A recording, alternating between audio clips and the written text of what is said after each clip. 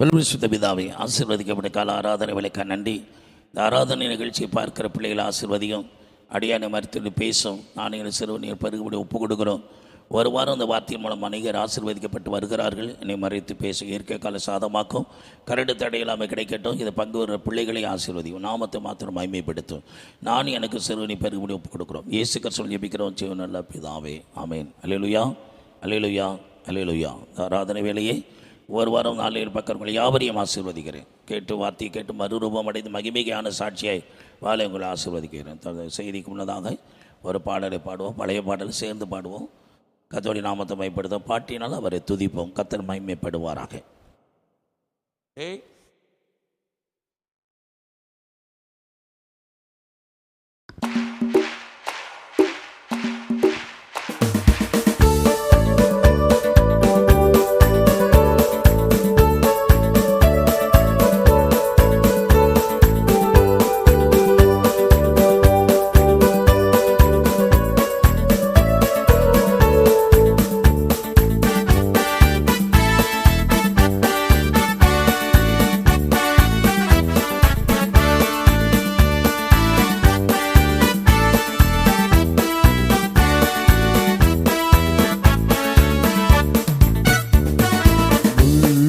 புகுத்தவியாலே உங்கள் இயேசுவை பாடிடுவேன்.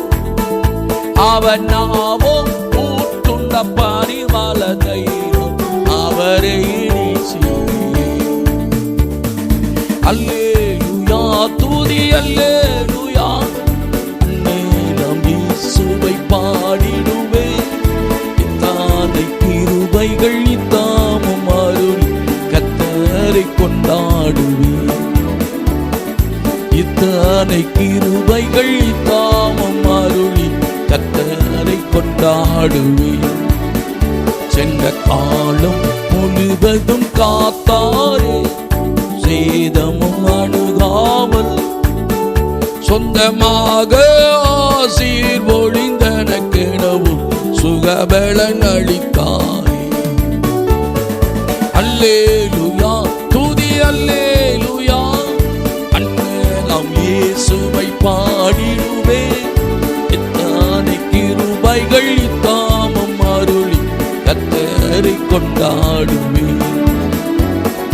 இத்தனை கிருபைகள் இத்தாமம் அருளி கர்த்தரை கொண்டாடுவேன்.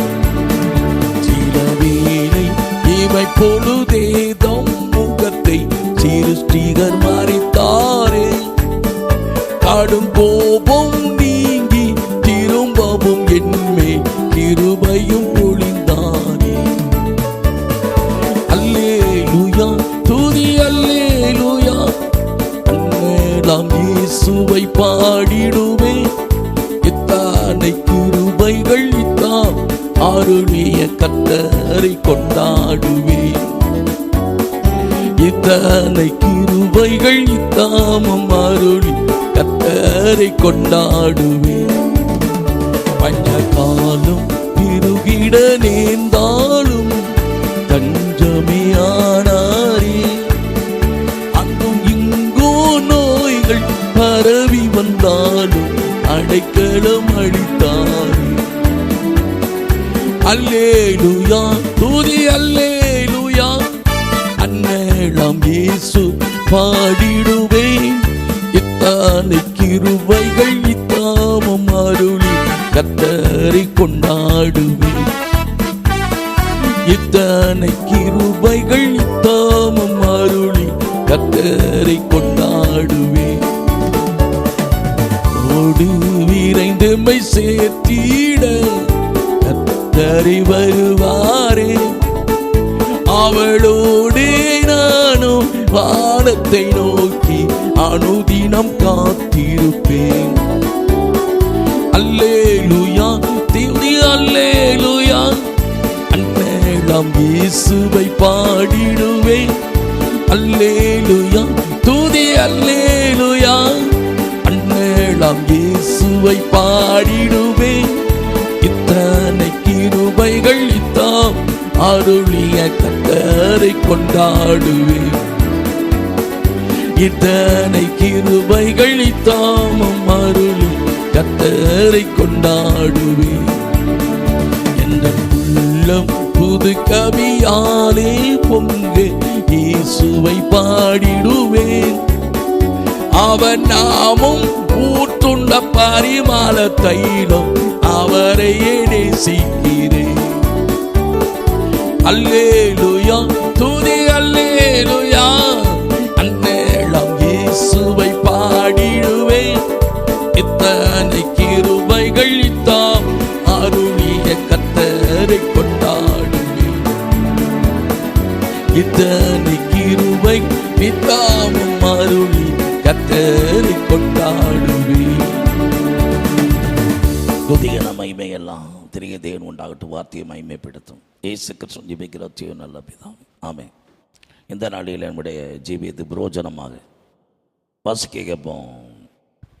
அப்போஸ்தலர் நடபடிகள் 2வது அதிகாரம் 35-36. நீர் என் வலது பாரிசத்தில் உட்காரும் என்று கர்த்தர் என் ஆண்டவருடனே சொன்னார் என்று அவனே சொல்லி இருக்கிறான்.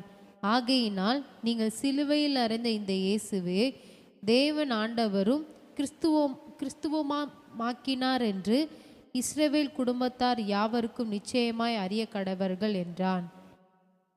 32 ஜீவாதிபதியை கொலை செய்தீர்கள். இந்த இயேசுவை தேவன் எழுப்பினார், இதற்கு நாங்கள் எல்லாரும் சாட்சிகளாய் இருக்கிறோம். அவர் தேவனுடைய வலது கரத்தினால் உயர்த்தப்பட்டு பிதா அருளிய வாக்குத்தத்தத்தின்படி பரிசுத்த ஆவியை பெற்று நீங்கள் இப்பொழுது காண்கிறதும் கேட்கிறதும் ஆகிய இதை பொழிந்தருளினார். தாவீது பரலோகத்திலிருந்து எழுந்து போகவில்லையே, நான் உம்முடைய சத்துருக்களை உமக்கு பாதப்படியாக்கி போடும் வரைக்கும். இந்த வார்த்தையை கேட்டபோது எந்த இடத்துல இருந்து வாசிக்கிறேன்? 2வது அதிகாரத்து போறேன், 3வது அதிகாரத்து போயிட்டு வாசி. ஜீவாதிபதியை கொலை செய்தீர்கள், தேவன் அவர் மரித்தோர் உயிரோடு எழுப்பினார் என்பதற்கு நாங்கள் சாட்சி. இதே அவர்கள் கேட்டபோது 3வது அதிகாரத்தில் வருமா 2வது அதிகாரம்? வாசி.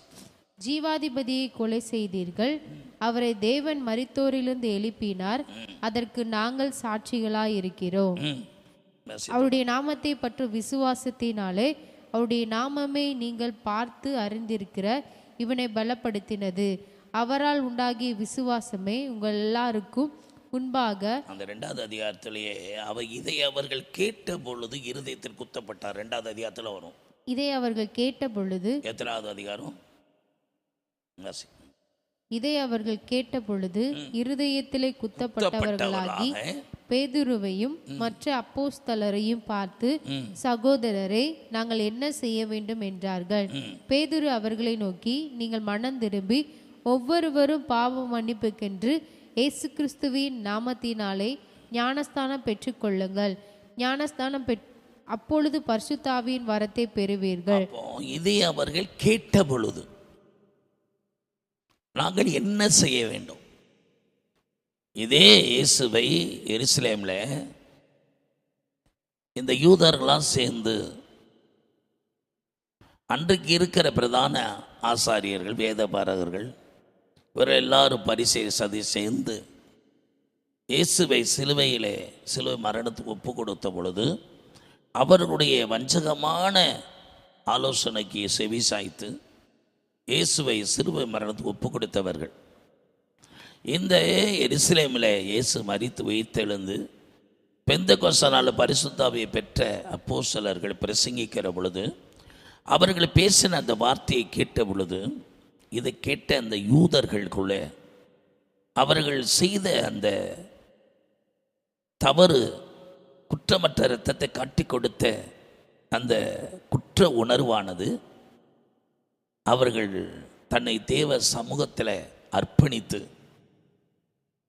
அவர்கள் அந்த தேவனிடத்திலிருந்து வருகிற நியாய தண்டனையிலிருந்து தப்பித்து கொள்ளவும் பாவம் மன்னிப்பையும் தேவனால் கிடைக்கிற ரட்சிப்பை பெற விரும்பினதினாலே ஆண்டவருடைய வார்த்தையை உயிர்த்தெழுந்த இயேசுவை அவர் விசுவாசித்து ஏற்றுக்கொண்டதுனால அவங்க கேட்குறாங்க, நாங்கள் என்ன செய்யணும்? அவங்க செய்த தவறுகளை உணர்ந்து கர்த்தராகிய இயேசு கிறிஸ்துவுக்கு விரோதமாக செயல்பட்ட அந்த செயல்கள் எல்லாம் தவறு என்று உணர்ந்த பிறகு, இருதயத்தில் குத்தப்பட்ட பிறகு, தன் மனசாட்சியிலே அவர்கள் குத்தப்பட்ட பொழுது, தன் தவறை உணர்ந்த பொழுது பேதுருவை பார்த்து நாங்கள் என்ன செய்ய வேண்டும்? இதை கேட்கிற அன்பான தேவனுடைய பிள்ளைகளே, பரிசுத்த ஆவியான சில நேரத்தில் நாம் செய்த தவறுகளை, குற்றங்களை உணர்த்தும் போது, ஆண்டவரே நான் என்ன செய்யணும்? இதிலிருந்து நான் விடுதலை பெற, ரட்சிக்கப்பட, உங்களுடைய சமூகத்தில் இந்த தவறு என்று எனக்கு உணர்த்திருக்கிறீங்க. இந்த பாவங்களை விட்டு மனம் திரும்பி பாவ மன்னிப்பையும் மனம் திரும்புதலை பெற விரும்புகிறேன் என்ற அந்த அர்ப்பணிப்பு தான் உணர்வுன்னு அர்த்தம். அந்த உணர்வு, தப்பு செய்தவன் தப்புன்னு உணர்ந்துட்டாலே ஆண்டவர் திருத்திடுவார். யூதரை சிலர் உடைய தவறை உணர்ந்து தேவனிடத்தில் மனம் திரும்பினதுனால அவங்க பாவம் மன்னிக்கப்பட்டு ரட்சிக்கப்பட்டாங்க. அவர் தேவ இறக்கம் கிடைச்சது, ஞானஸ்தானம் பெற்றாங்க, உபதேச சத்தியங்கள் கீழ்ப்படிச்சாங்க. இதை கேட்குற அருமையான கர்த்தருடைய பிள்ளைகளை, சில நேரம் சபைகளில் தனிப்பட்ட ஜெப ஜீவியத்தில் கர்த்தரோடு பேசி உணர்த்தும் போது உணர்வடைய ஒப்பு கொடுத்து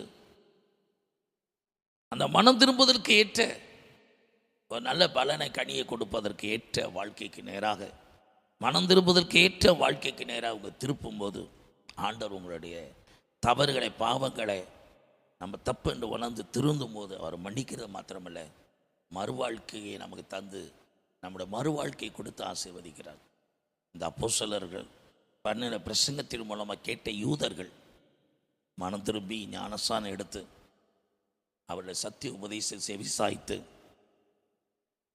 தேவனுக்கென்று அந்த நல் வாழ்க்கையை, தேவனுக்காக கிறிஸ்துவுக்குள்ளே வாழ்கிற வாழ்க்கைக்கு நேராக தன்னை அர்ப்பணித்தார்கள். 3000 பேர் என்று ரட்சிக்கப்பட்டிருக்கிறார். இதை கேட்கிற அருமையான கர்த்தருடைய பிள்ளைகளே, இன்றைக்கும் கர்த்தர் நம்முடைய தவறுகளை உணர்த்தும் போது, எச்சரிக்கும் போது, அந்த எச்சரிப்புக்கு கீழ்ப்படிந்து அந்த பாவத்தை விட்டு, அந்த தீய காரியத்தை விட்டு நீங்கள் மனம் திரும்பும் போது, அந்த தவறு என்று உணர்த்தப்படுகிறீங்களே, அந்த உணர்வு இருக்கிறது பெரியது கிருபை. அந்த உணர்வடைஞ்சவன் தான், தன்னை தப்புன்னு உணர்ந்தவன் தான் திருந்த முடியும், தேவனின் பக்கமாய் வர முடியும். அவன் மறு வாழ்க்கைக்கு நேராக திரும்பி நல்வாழ்க்கைக்கு நேராக தன்னுடைய வாழ்க்கையை அர்ப்பணிக்க முடியும். முதலாவது நம்முடைய வாழ்க்கையில் இன்றைக்கி கண்டவர் உங்களோடு பேசுவது இந்த வார்த்தையை உங்களை உணர்த்துவதற்காக. நீங்கள் சரி தவறு என்பதை உணர்ந்து உங்கள் வாழ்க்கையை நீங்கள் திருத்தி கொள்ளும்போது கட்டாயம் விழுந்து போன உங்கள் வாழ்க்கையை தூக்கி நிறுத்த போதுமானவராக இருக்கிறார். 2வது அப்போஸ்தலர் நடவடிக்கை 9:6 சமூகம் நமக்கு தெரியும். தேவனுடைய சித்தத்துக்கு மாறாக சபையை பாலைக்கு துன்புறுத்த பிரதான ஆசாரியர் கையெழுத்து வாங்கி சீறி பாய்ந்த அந்த பவுல் ஆண்டவரை சந்திக்கும் போது கீழே விழுந்தவன் நடுங்கி திகைத்தான். அவனும் கேட்குறான், நான் என்ன செய்யணும்? அந்த இடத்துல ஆண்டவருடைய சந்திப்பு, அவனுக்குள்ள ஒரு உணர்வு இருந்துச்சு. நம்ம செய்கிறது தவறு அப்படிங்கிறது தேவனால் தடுக்கப்படும் போது அவனுக்குள்ள ஒரு உணர்வு வந்துச்சு. நம்ம செய்கிறத தவறுங்கிறத உணர்த்தப்பட்டான். வசிக்கலாம். அவன் நடுங்கி திகைத்து ஆண்டவரே, நான் என்ன செய்ய சித்தமாய் இருக்கிறீர் என்றான். அதற்கு கர்த்தர், நீ எழுந்து பட்டணத்துக்குள்ளே போ, நீ செய்ய வேண்டியது அங்கே உனக்கு சொல்லப்படும் என்றார். அதுக்கு முந்தின வருஷம், ஆண்டவரே நீர் யாரும்? அதற்கு அவன், ஆண்டவரே நீர் யார் என்றான். அதற்கு கர்த்தர், நீ துன்பப்படுத்துகிற இயேசு நானே, முள்ளில் உதைக்கிறது உனக்கு கடினமாம் என்றார். துன்பப்படுத்துகிற கிறிஸ்து நானே அப்படின்னா என்ன? நீ துன்பப்படுத்துகிறவனா இருக்கிற, எனக்கு துன்பம் கொடுக்கிற, நீ சபையை துன்புறுத்தலை, என்னையை துன்புறுத்துற. நீ சபையை துன்புறுத்தினேன்னா என்னை துன்புறுத்திருக்க அறியலாம். என்னுடைய இரத்தத்தினால சம்பாத்தியம் பண்ணப்பட்ட, என்னுடைய சம்பாத்தியம் அது, என்னுடைய இரத்தம் அது, என்னுடைய ஜீவன் அது. என் ஜனங்கள், என் பிள்ளைகள், அவளுக்கு துன்பம் கொடுத்தினா என்ன துன்பப்படுத்த காரியத்தோம். அப்பதான் நடுங்கி திகைத்து, ஆண்டவரே நான் என்ன செய்யணும் அப்படின்னு கேட்குறான். உன்னை துன்புறுத்துக்கிறவனா என் வாழ்க்கை இருக்கு ஆண்டவரே, அவன் தேவ பக்தியை வச்சுட்டு நன்மை செய்கிறவனாக அவன் காணப்பட்டான். அந்த தேவ பக்தி, இந்த நியாயப்பிரமாணத்தை, அந்த நீதியின்படி வாழ்ந்த வாழ்க்கை, பரிசுத்தவானாய் வந்த ஸ்தேவானுடைய மரணத்துக்கு காரணமாக இருந்த வாழ்க்கை, என்னைக்கு ஆண்டவர் சந்தித்தாரோ அந்த சுயபக்தி, இந்த சுயநீதி, மற்றவர்களை துயரப்படுத்துவது, துன்பப்படுத்துவதற்கும் மற்றவருடைய காரணத்துக்குத்தான் காரணம், மரணத்துக்குத்தான் காரணமாக இருந்தது. ஆண்டவர் அதை உணர்த்தும் போது தேவ சமூகத்தில் விழுந்தான். 9:15 ஆண்டவர் சொல்றாரு, என் நாமத்துக்கு எவ்வளவு பாடுபட வேண்டும் என்பதை அனனிட்ட சொல்கிறேன். நான் அவனுக்கு அறிவித்திருக்கிறேன், அவனுக்கு அறியப்படுத்தி இருக்கிறேன். உணர்வடைந்த அந்த பவுலை கொண்டுதான் சபையை பாலாக்கி கொண்டிருந்த அந்த பவுலை சந்தித்து அவன் சொல்கிறான், 1 தீமோத்தேயு 1:12 நான் அவிசுவாசத்தினாலே அப்படி செய்தேன் அப்படிங்கிறான். வாசிக்கலாம்.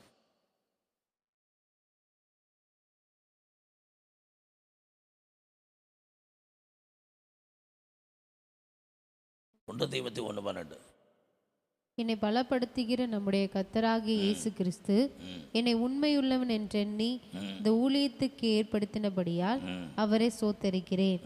முன்னே நான் தூசிக்கிறவனும் துன்பப்படுத்துகிறவனும் கொடுமை செய்கிறவனுமாயிருந்தேன். அப்படி இருந்தும் நான் அறியாமல் அவிசுவாசத்தினால் அப்படி செய்தபடியினால் இரக்கம் பெற்றேன். எழுதுகிறான், நான் அவிசுவாசத்தினால நான் செய்தேன், ஆனாலும் தேவனிடத்திலிருந்து இரக்கம் பெற்றேன். நான் சபையை துன்பப்படுத்த தூசிக்கிறவன், அப்படி இருந்தும் நான் அவிசுவாசத்தினால செய்தேன், நானாலும் தேவனிடத்தை இரக்கம் பெற்றேன். உணர்கிறான், தன்னை உணர்ந்து தேவ சித்தத்துக்கு ஒப்பு கொடுக்குறான். தன் தவறென்று உணர்ந்தவன் தன்னை தேவ சித்தத்துக்கு நேராக அர்ப்பணித்து, தாமதமின்றி இயேசுதான் தேவகுமாரன், ஆண்டவரை துன்பப்படுத்தின அதே பவுல் அவருக்காக துன்ப அனுபவிக்கிறவனாக, பாடு அனுபவிக்கிறவனாக, ஒரு நல்ல ஒரு மிஷனரியாக தேவ சித்தத்துக்கு தன்னை கிரயமாக கொடுத்தார் பவுல். என் பிராணனை நான் அருமையாக எண்ணலைங்கிறான். அப்போஸ்தலர் நடபடி 20 ஒன்றையும் குறித்து நான் கவலைப்படுறதில்லை, நான் பெற்ற ஊழியத்தையே நிறைவேற்ற விரும்புகிறேன். நான் உணர்வுள்ளவனாலே தன்னை தேவ சித்தத்துக்கு ஒப்பு கொடுத்து தேவனுக்காகவே தன்னுடைய வாழ்க்கையை கரைய செலுத்தணும்னு பவுல். இன்றைக்கி நீங்கள் கேட்குற வார்த்தைகளை, கடந்த காலத்தை, நம்முடைய நிலைமையை, நாம் எப்படிப்பட்ட வாழ்க்கை வாழ்ந்தோம், நீங்கள் எப்படிப்பட்ட வாழ்க்கைக்கு நேராக ஆண்டவர் கொண்டு வந்திருக்கிறார், அதை உணர்வடைங்க. உடைய வாழ்க்கையில் எச்சரிப்பு வரும்போது, ஒருவர் கடிந்து கொள்ளும் போது, உங்களுக்கு புத்தி சொல்லும் போது உணர்ச்சி வசப்படாதீங்க. என்ன எப்படி பேசலான்னு நினைக்காதீங்க. உங்களோட வாழ்க்கை எப்படி இருந்தது, வாழ்க்கை எப்படி நீங்கள் ஆண்டவரால் நடத்தப்பட்டு உருவாக்கப்பட்டு வரீங்க என்று உணர்வீர்களானால் உணர்ச்சி வசப்பட மாட்டீங்க. உணர்ந்துக்கிட்டீங்கன்னா திருத்தி கொள்ளுவீங்க. உணர்ச்சி வசப்பட்டீங்கன்னா அதை இழந்துருவீங்க. இன்னைக்கு உணர்வடைவதற்கு இடம் கொடுங்க. 3வது காரியத்தை சொல்லுகிறேன். ஏசாயா 6வது அதிகாரம். ஏசாயாவின் நாவை தொட்ட உடனே அவனுக்குள்ள உணர்வு வந்தது. அசுத்த உதடுகள் மனிதன் மத்தியில் வாசம் பண்ணுகிறவன். ஏசாயா 6:5-6 அப்பொழுது நான், ஐயோ அதமானே, நான் அசுத்த உதடுகளுள்ள மனுஷன், அசுத்த உதடுகளுள்ள ஜனங்கள் நடுவில் வாசமாய் இருக்கிறவன், சேனைகளின் கர்த்தராகிய ராஜாவே என் கண்கள் கண்டதே என்றேன். அப்பொழுது சேராபீன்களில் ஒருவன் பலிபீடத்திலிருந்து தன் கையிலே பிடித்த குரடால் ஒரு நெருப்பு தழலை எடுத்து என்னிடத்தில் பறந்து வந்து அதனால் என் வாயை தொட்டு, இதோ இது என் உதடுகளை தொட்டதினால் உன் அக்கிரமம் நீங்கி உன் பாவம் நிவிர்த்தியானது என்றான். ஆமென். அது வரைக்கும் தன்னை யாரென்று அறிய முடியாத ஏசாயாவை கர்த்தர் தொட்ட பிறதான் அவன் தன்னை உணர்ந்தவனாக, அக்கிரமம் நீங்கி சுத்திகரிக்கப்பட்டவனாக, யாரை அனுப்பலாம் நமது காரியம் என்று ஆண்டவர் கேட்கும் போது என்னை அனுப்புன்னு தொண்டு தன்னை அர்ப்பணித்தான். இதை கேட்குற உங்கள் வாழ்க்கையிலும் உங்கள் நாவை கர்த்தர் தொடும்போது தான், அந்த அக்கிரமம் நீங்கும் போது தான், பாவம் நிவர்த்தி ஆகும் போது தான், நான் போகிறேன் ஆண்டவர் என்னை அனுப்புன்னு சொல்லி தேவ சித்தத்துக்கு தன்னை ஒப்பு கொடுத்து வருவீங்க. இன்னைக்கு உணர்வடைகிற இந்த ஏசாயா, உணர்வடைந்த பவுல், உணர்வடைந்த அந்த யூதர்கள் எல்லாரும் தேவ சித்தத்துக்கு தேராக தன்னை அர்ப்பணித்தார்கள். நீங்கள் இந்த வார்த்தையை கேட்டு நீங்கள் உணர்வடைந்தீர்களா, உணர்ச்சி வசப்பட்டீர்களா? உணர்வடைவீர்களானால் தேவ சித்தத்தை செய்ய இன்றைக்கு ஆயத்தப்படுங்கள். லூக்கா 15:17 வாசிக்கும் போது இளையகுமாரனுடைய சம்பவம் உங்களுக்கு தெரியும். தகப்பனை விட்டு பிரிந்து போகும்போது உணர்ச்சி வசப்பட்டு ஆஸ்தியை பிரிந்து உணர்ச்சிகளுக்கு இடம் கொடுத்து தன்னை கெடுத்து கொண்டான். ஆனால் புத்தி தெளிந்த பிறகுதான் உணர்வுக்கு இடம் கொடுத்தான். உணர்வு வந்த உடனே தான் தகப்பன் வீட்டுடைய ஞாபகம் வருது, தகப்பனுடைய நேசம் தெரியுது, தகப்பன் வைத்த மேன்மை தெரிகிறது. அதனால 17 புத்தி தெளிஞ்சான். அங்கே 20-21 எழுந்து தகப்பனை சந்திக்க வந்தான். வாசிக்கலாம்.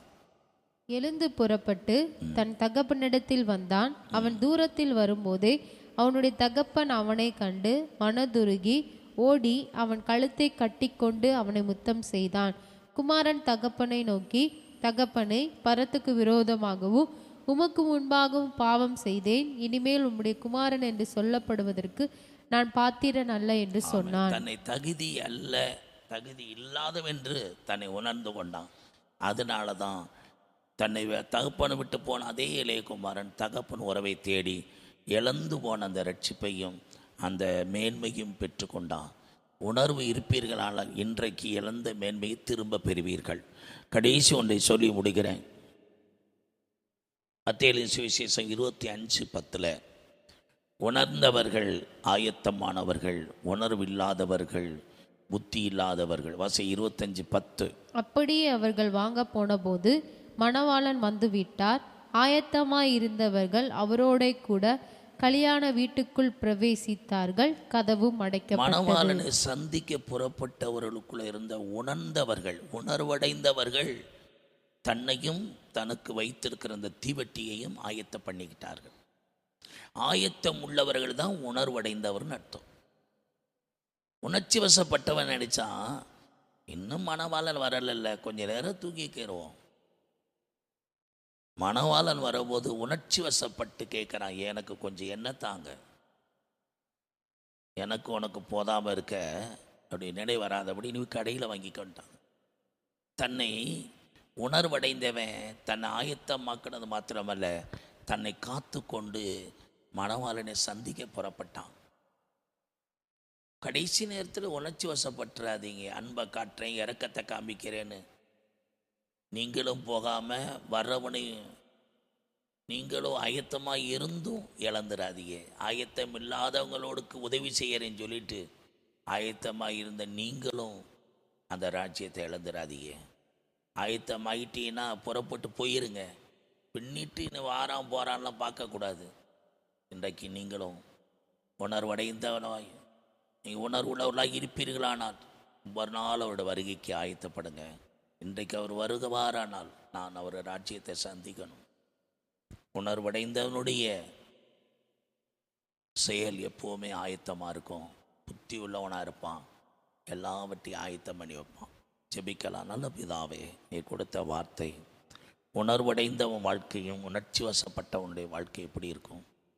உணர்வடைந்தவன் தன்னை ஒப்புரவாக்கினான், தன்னை காத்து கொண்டான், தன்னை ஆயத்தப்படுத்தினான், தன்னுடைய ஸ்தானத்தை தேடி வந்தான். கடைசியில் மணவாளனை சந்திக்க புறப்பட்டு மணவாளனோடு அந்த ராஜ அரண்மனைக்குள்ள பிரவேசித்துட்டான். மகிமையின் ராஜ்யத்தில் பிரவேசித்துட்டான். இது கேட்குறவங்களை ஒவ்வொருவரும் இன்றைக்கே நீங்கள் உணர்வடைந்து நீங்கள் தேவ சித்தத்தை செய்து ஆயத்தத்தோடு இருங்க. கர்த்தர் உங்களை ஆசீர்வதிப்பாராக.